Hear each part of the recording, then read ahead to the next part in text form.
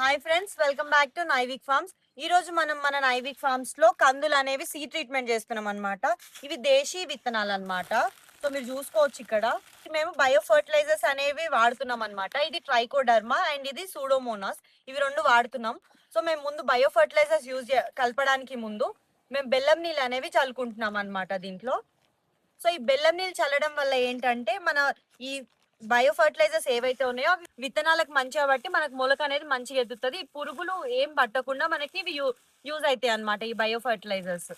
ఇది మేము వాడే బయో ఫర్టిలైజర్స్. ఇది వచ్చేసి ట్రైకోడర్మా, ఇది వైట్ కలర్ లో ఉంటుంది. అండ్ ఇది వచ్చేసి సూడోమోనాస్, ఇది బ్లాక్ కలర్ లో ఉంటుంది. ఇది మేము 15 గ్రామ్స్ తీసుకుంటున్నాము అండ్ సూడోమోనాస్ 20 గ్రామ్స్ తీసుకుంటున్నాము. మేము అందాజుగా వేస్తున్నాము. ఇది 10 గ్రాముల ట్రైకోడర్మా వేస్తున్నాం. కొంచెం ఎక్కువైనా కూడా ఏం కాదు, కొలతలేం లేకుండా చేస్తున్నాము.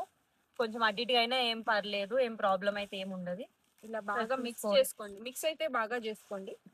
ఈ విధంగా బయో ఫర్టిలైజర్స్ అన్ని కందులకు పట్టేలాగా మంచిగా కలుపుకొని నీడకు పెట్టుకోవాలి. మూత పెట్టుకొని నీడకు పెట్టుకోవాలి. అర్ధగంట పెట్టుకోవాలన్నమాట. ఈ అర్ధగంట తర్వాత మనం ఇవి విత్తనాలు చల్లడానికి యూజ్ చేసుకోవాలి.